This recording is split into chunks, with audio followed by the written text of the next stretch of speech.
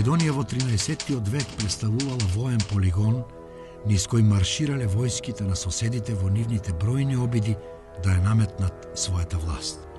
Воопшто, 13-тиот век за јужниот дел на Балканот представува еден од политички најнестабилните периоди во средновековието.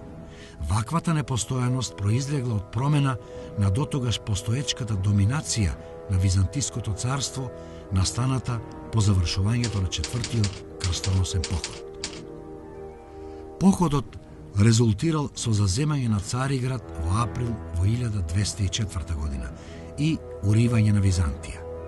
Тогаш на местото на Византиската империја, според претходен договор март 1204, била востановена Латинската империја, како и уште 3 нови крстоносни држави кои започнале борби за меѓусебен престиж.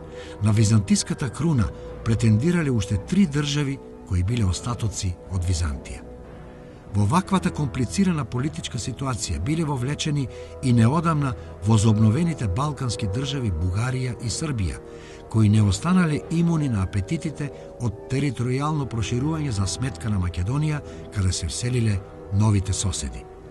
Без малку сите предстојни активности ќе имаат активни реперкусии врз Македонија.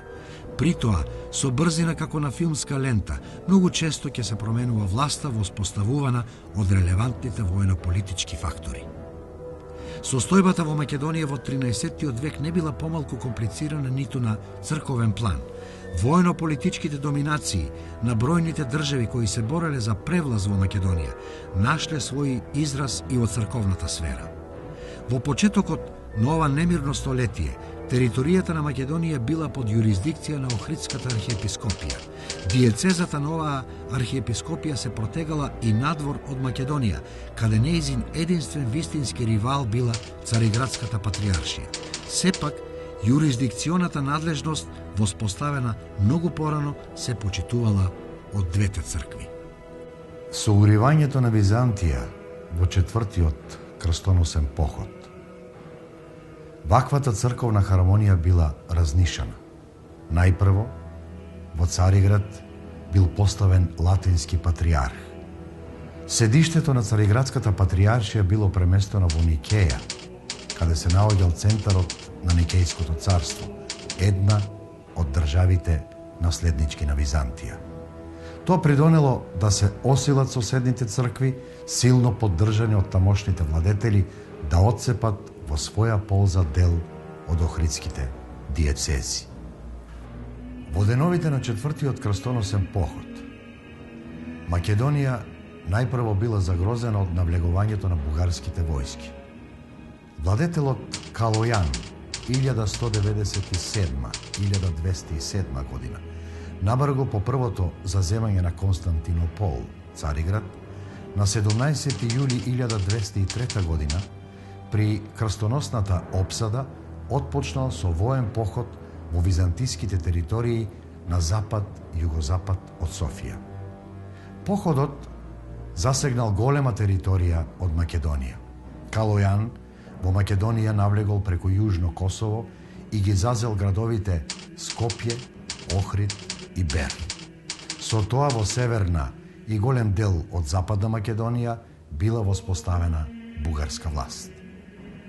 Промената на политичката власт во дел од новоосвоените области истовремено се одразила и во духовната сфера, поточно резултирала со краткотрајни промени во црковната надлежност. При тоа, Скопската и Призренската епископија биле одземени од Охридската архиепископија и биле присоединети кон Трновската архиепископија. Со тоа северните и северозападните македонски области, Скопје и Полог, дошле под духовна ингеренција на црковниот првенец од Велико Трново.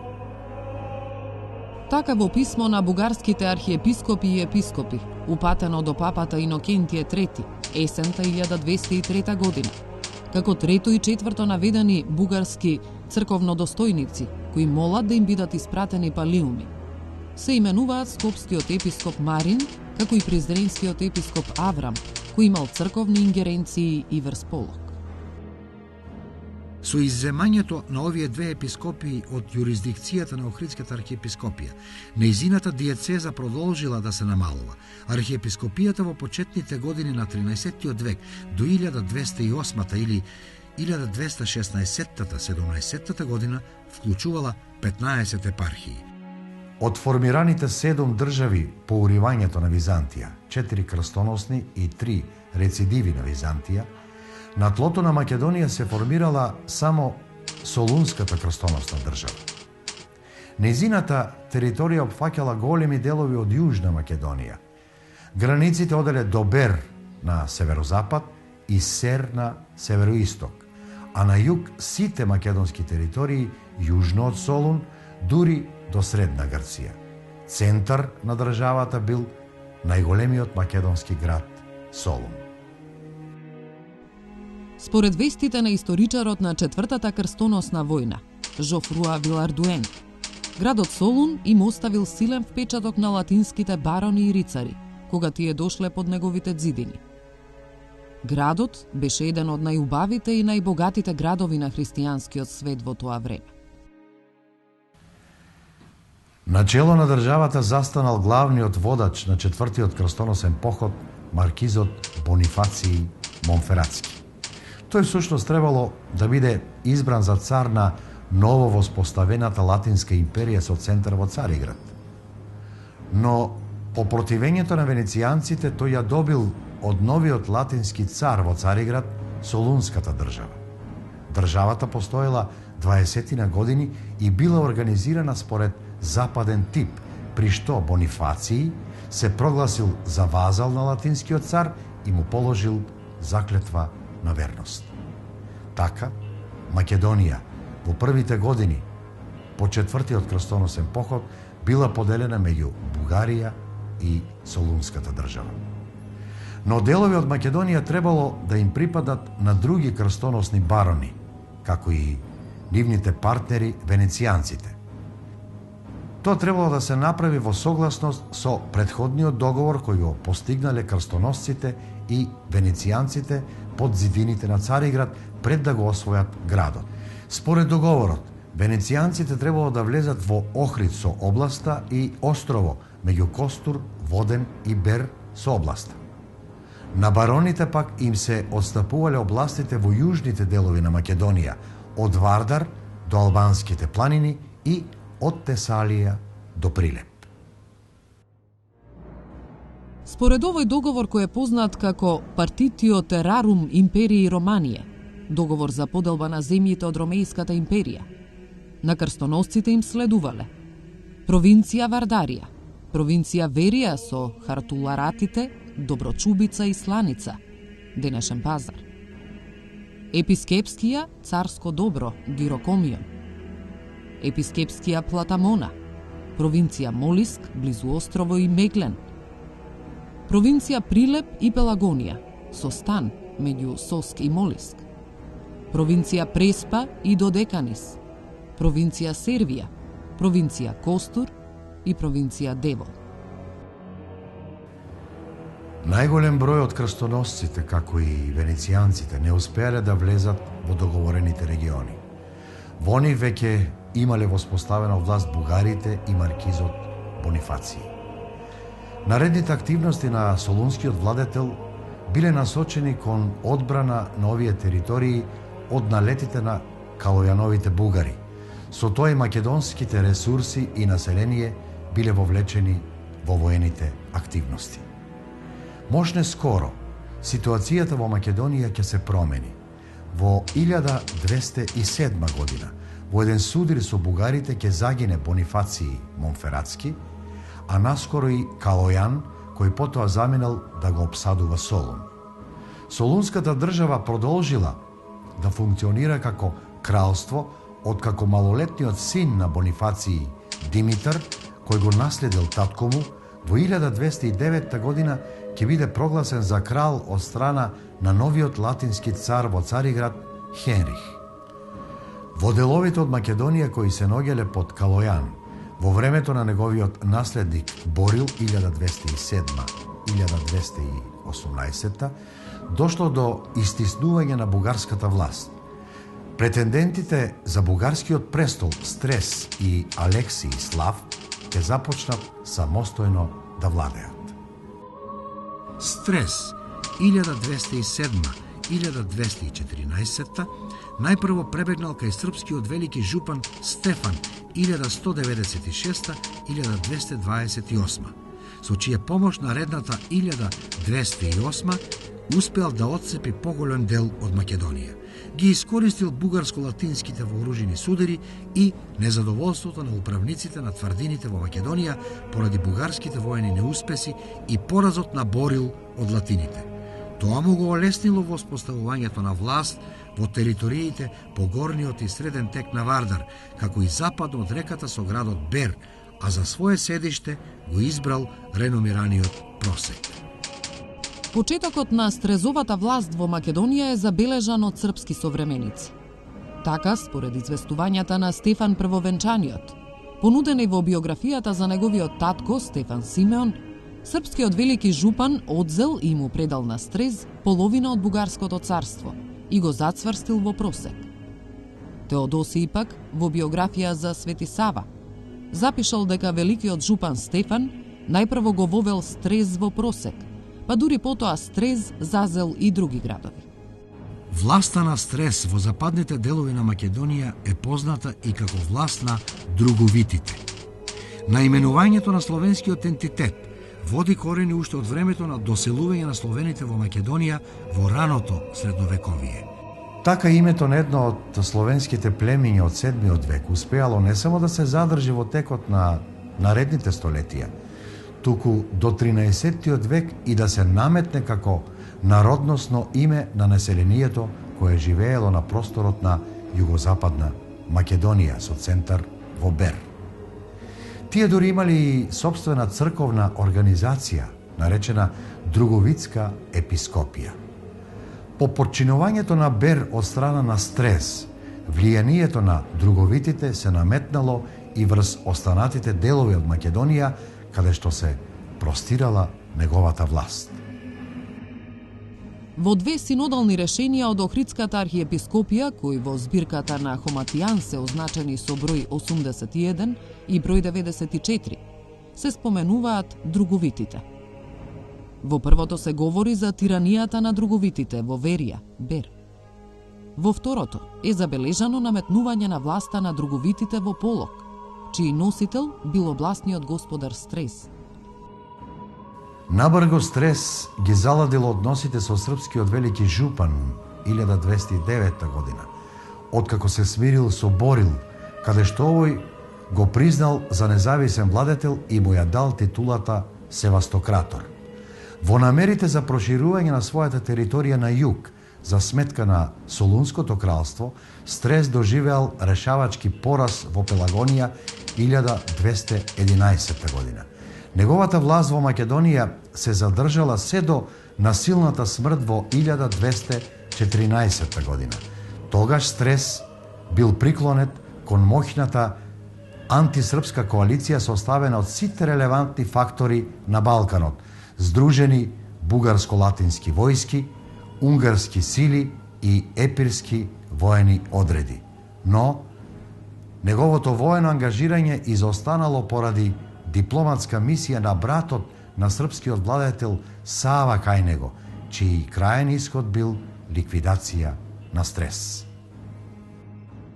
Убиството на Стрес го забележуваат српските житија. Според вестите кај Теодосиј, живот Светога Саве, едно момче по заповед на Сава со нож му го распарало стомакот на Стрес.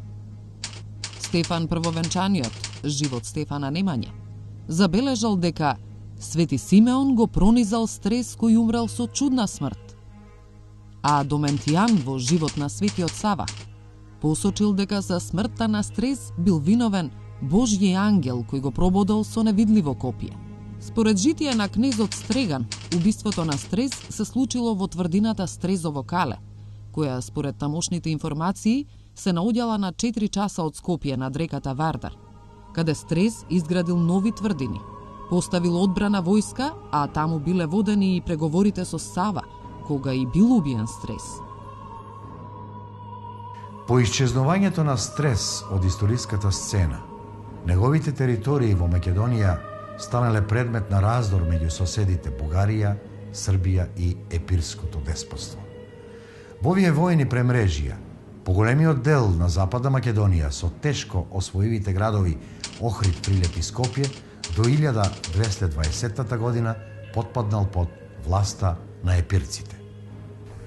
Во времето кога Западна Македонија живеела во рамките на независното владење на Стрес, во делови од Источна Македонија се самостоил благородникот Алексислав. Тој, по смртта на Калаја, се одметнал од бугарската централна власт и по течењето на реката Струма формирал свое независно владење. Самиот Алексислав бил мощен вешт дипломат и при тоа постојано водел преговори со победничките страни и на тој начин успел да се одржи на историската сцена повеќе од 20 години. Именно со латинскиот цар Хенрих, кој што владеел во Константинопол од 1206 до 1216 година, склучил договор со кој што се признавал за негов вазал, при што латинскиот цар дури му ја дал за жена и неговата керка. Но тоа не му попречило, по смртта на овој латински цар, Алексислав да премине на страната на тогаш најмоćната држава на Балканот, Епирската држава. При тоа, епирскиот владател дури му дал една од своите роднини да му биде жена на Алексислав. Но тоа траело до 1230 година, кога епирските војски биле поразени од страна на бугарите. На тој начин, Алексислав повторно склучил договор со победничката страна, а тоа се во случајот бугарите, прогласувајќи се за вазал на бугарскиот владател. Алексислав успел на тој начин само номинално признавајќи се за вазал на владетелите да владее во своите владенија внатрешно сосема самостојно. Алексислав бил посветен и кон црквата. При тоа, неговите територии биле вклучени во рамките на Охридската архиепископија заради влијанието на епирската држава, а самиот тој, потпишан како деспот Алексислав, која со титула ја добил уште од латинскиот цар Хенрих, дал привилегии на мелничкиот манастир Спелеотиса. По освојувањето на Западна Македонија и тврдините околу Солун, енергичниот епирски владетел Теодор I Ангел 1215-1230 во зимата 1224-25 го освоил и најголемиот македонски град. Со тоа, по дведецениско постојање била ликвидирана латинската крстоносна држава Солунското кралство. Теодор Ангел, претендирајќи на византиската круна, се прогласил за цар на ромеите 1225. Со тоа влегол во отворен конфликт со никејските цареви кои дотогаш важеле за единствени наследници на Византија. Крунисувањето со царски венец било извршено во Солун од страна на Охридскиот архиепископ Димитрий Хоматијан. Така, најзначајниот град во Македонија станал седиште на царството кое се простирало од Јадранот до Егејот. Македонија била централната област во ова царство, со што уште повеќе се зголемувала незината улога и значење во државата. Културниот и духовен центар на ова царство исто така се наоѓал во Македонија. Тоа бил градот Охрид и Охридската архиепископија. Набрзо по вклучувањето на овој културно-црковен македонски центар во рамките на епирската држава, на чело на архиепископијата застанал видниот еродит Димитрий Хоматијан, архиепископ од 1216-217 до 1234-236. Благодарение на личноста на овој учен црковен канонист, Охридската архиепископија ја зазела највисоката црковна позиција во епирската држава. Самиот Хоматијан бил силен поддржуваш на активностите на Теодор Ангел.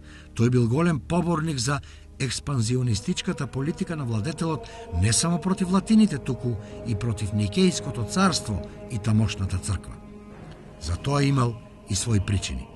Мошне свежи биле спомените на раните од противканонското прогласување на српскиот свештеник Сава за самостоен архиепископ токму од страна на никејските патријарси во 1219 година.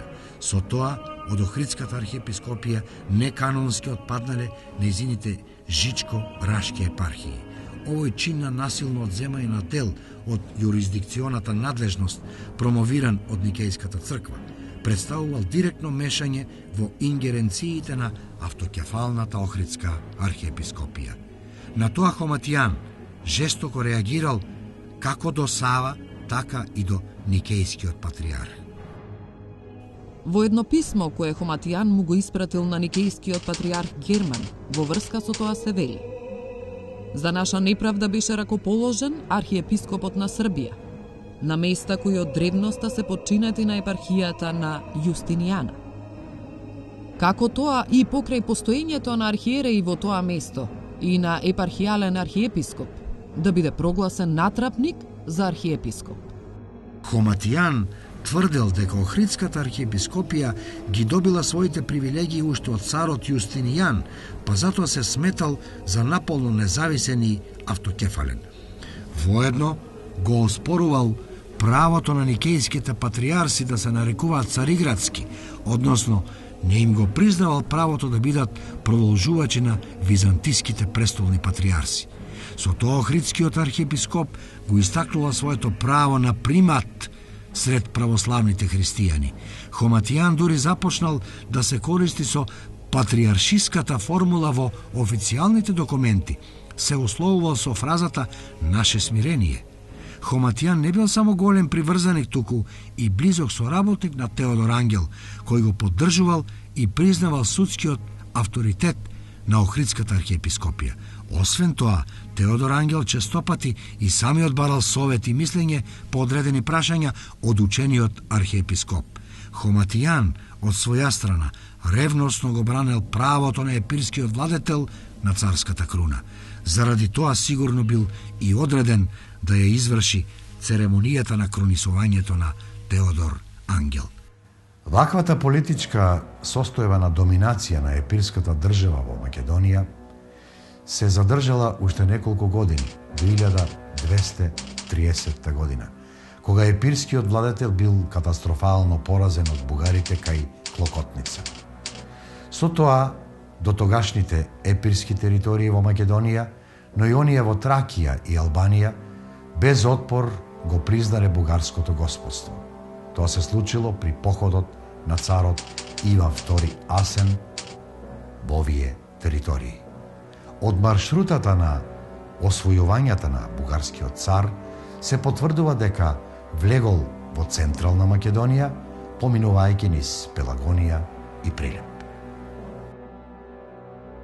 Во житието на Света Петка, напишано од Трновскиот патриарх Евтимиј во времето на бугарскиот цар Иван Шишман 1371-1393, во делот каде известува за освојувањата на Иван II Асен, изведени по Клокотничката битка, се наведува дека под бугарска власт се нашле македонските области Сер, Светагора, Солун, како и Тесалија, Трибалите, Далмација, која се нарекува уште и Арваницка област до Драч. Царот Иван II Асен го поттикнувал развојот на трговијата во Македонија. Ги гарантирал трговските привилегии на надворешните трговци кои имале намера да тргуваат во земјата. Од една негова повелба издадена во полза на Дубровник 1230 година, со која нивните трговци добиваат трговски привилегии, од Македонија поименично се наведени Скопската и Прилепската област. Царот Иван Асен на територијата на Македонија пројавил активности и во црковната сфера, дарувал имоти на угледни манастири. Неговото име е забележано во списокот на дарителите на имоти на манастирот Свети Георги Горк Скопски. Бугарската власт како доминантна во Македонија се задржала 15 години. Потоа своја власт наметнале никејците.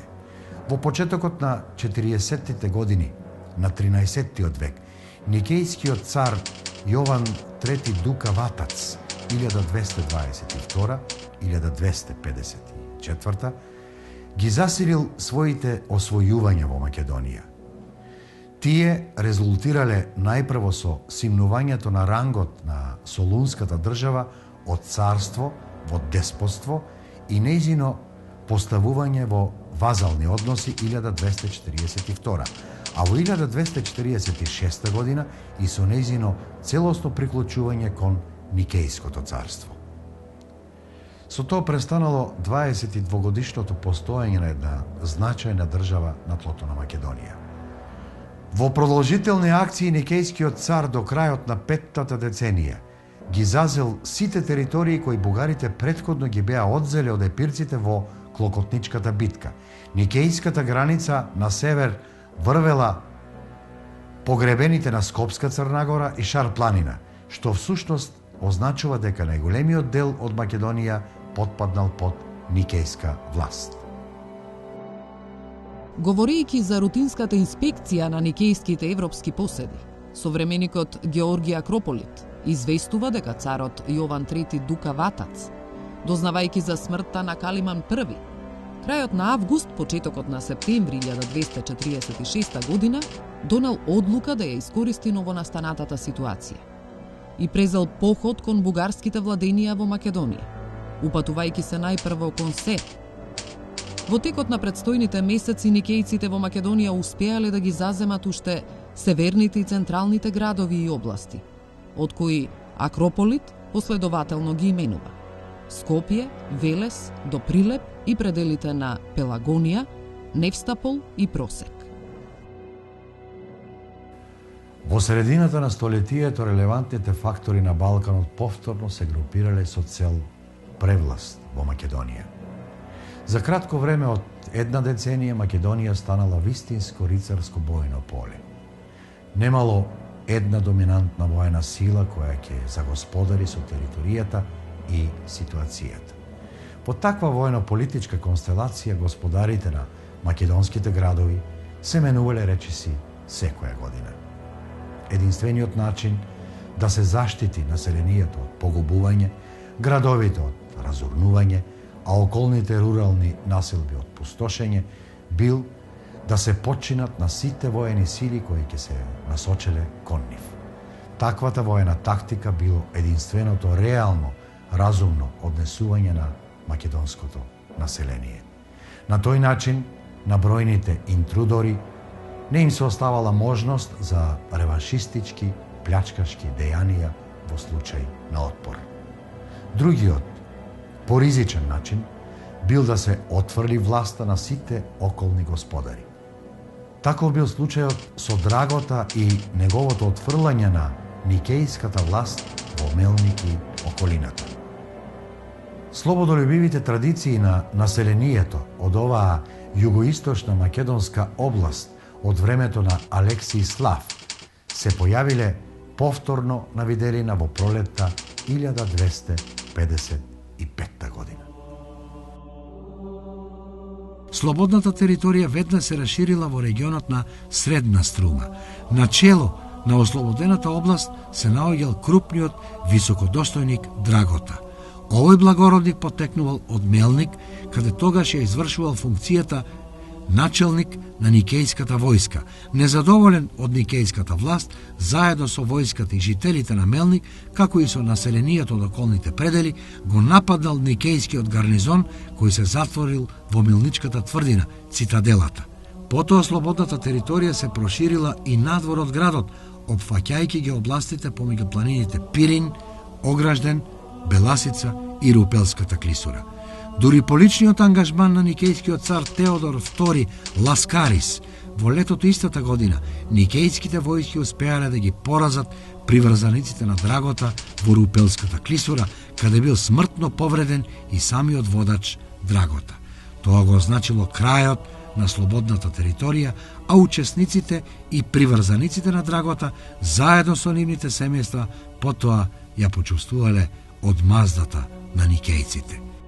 Никејските владенија во Македонија во времето на Теодор II Ласкарис 1254-1258 биле загрозени од бугарите, епирците и подоцна од србите.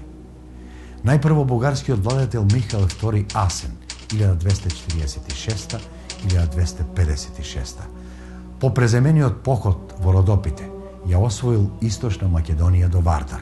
Потоа епирците во сојуз со србите ги нападнале никејските владенија во Западна Македонија. Тамошните македонски градови, незадоволни од никејската власт, му пристапиле на епирскиот владетел Михаил II Ангел 1230-1268 година. При тоа, во неутрализирањето на единствениот отпор на никејската власт во градот Прилеп кон крајот на 1257 година, цела Западна и Југозападна Македонија без борба ја признала власта на епирците. Во меѓувреме, српските одреди испратени од Урош I 1243-1276 веќе ги биле освоиле Скопје и Полок. Ваквото српско настапување во Северна Македонија било олеснето поради превирањата во Бугарија по убиството на царот Михаил II Асен и изборот на скопјанецот Константин Тих за нов трновски цар. Константин Тих Асен 1257-1277 од позиција на бугарски цар ја издал така наречената Виргинска грамота во полза на скопскиот манастир Свети Георги Горк во 1258 година. Дарувањата за скопскиот манастир, како и потврдата на неговите некогашни имоти од страна на бугарскиот владетел, упатуваат на тоа дека царот Константин Тих Асен во овој период имал контрола или пак барем политичко влијание во Северна Македонија, бил никејски зет. Летото 1259 година се случила кулминација во поларизација и прегрупирање на силите на Балканот.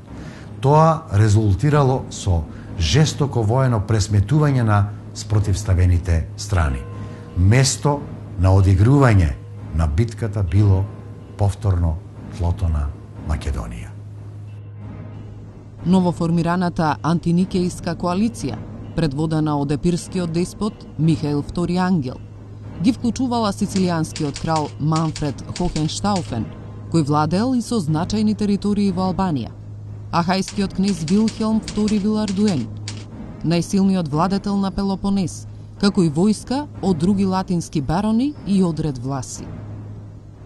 Откако по непроверена информација епирскиот деспот тајно се повлекол ноќта, утредента неговите приврзаници доживеале катастрофален пораз од никејските војски и нивните сојузници, составени од одреди на кумани, срби, унгарци, турци, германци и бугари.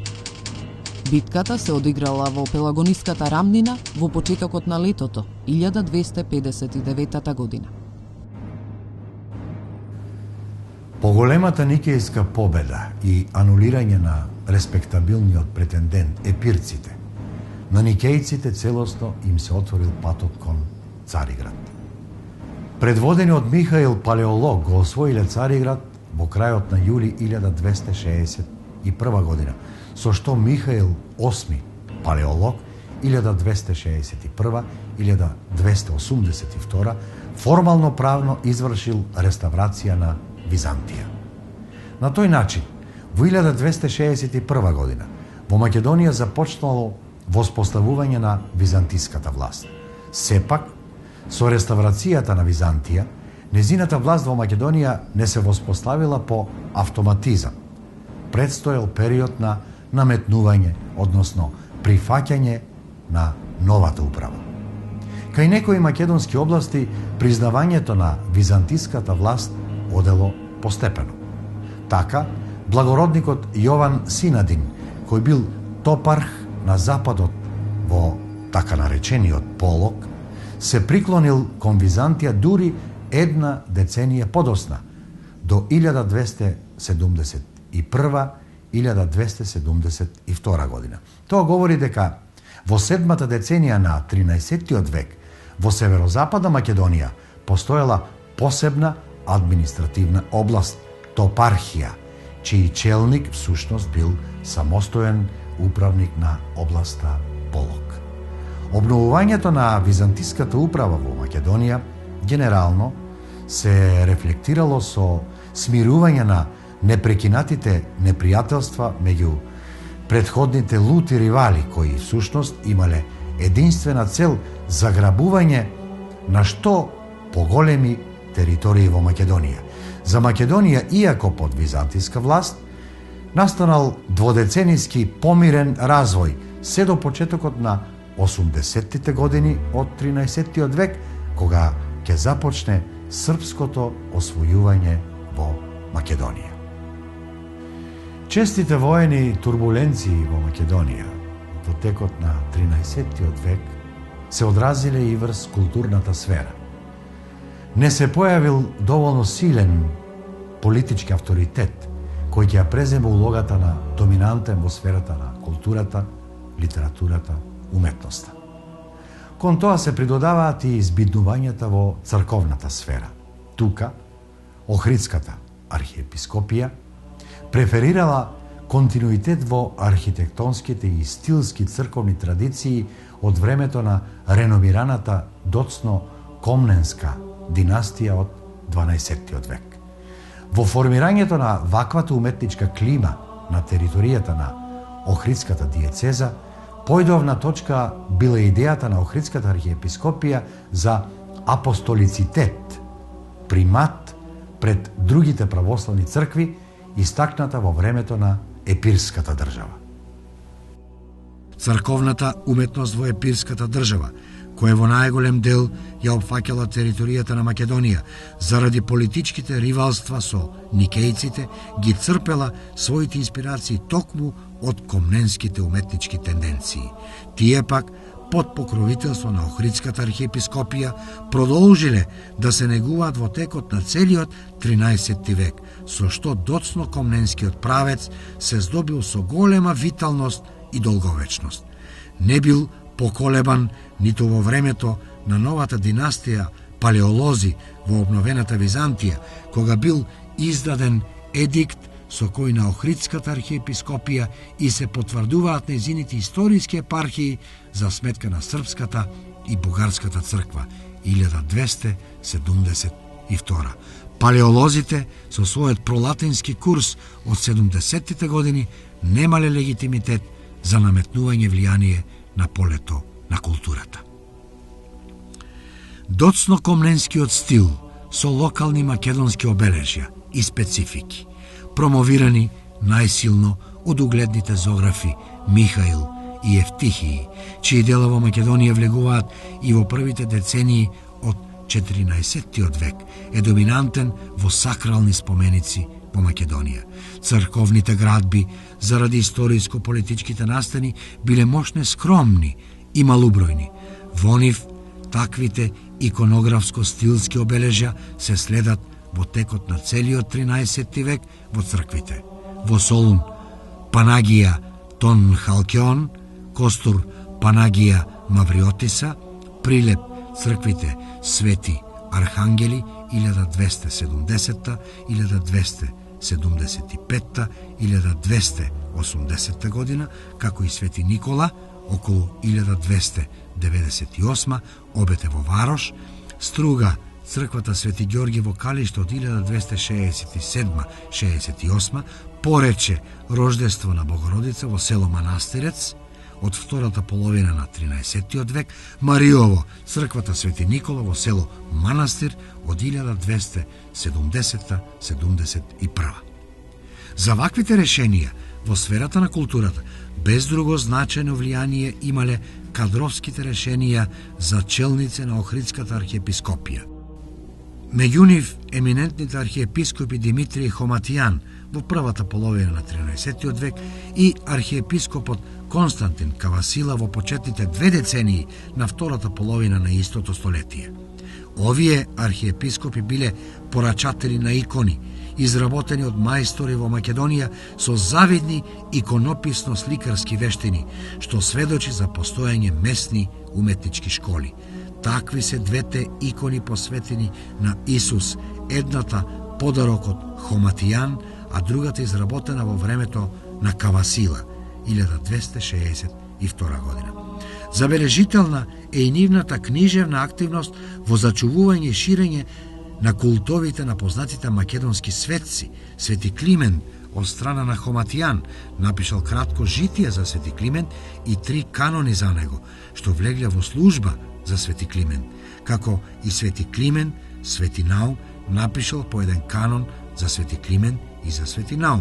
И Тивериополските маченици од страна на Кавасила напишал 2 канона за светите 15 Тивериополски свештеномаченици. Во Македонија, од останатите книжевни дела со црковна содржина, настанати од локални книжевници во текот на 13-тиот век, се издвојуваат Добрејшово Евангелие, почеток на 13 век, Македонскиот посен и цветен триот, прва четвртина на 13 век, Болонјскиот псалтир, 13 век, Битолски октоих, 13 век, Изборно Радомирово Евангелие, средина на 13 век, Хлудовиот Паремејник, крај на 13 почеток на 14 век и други.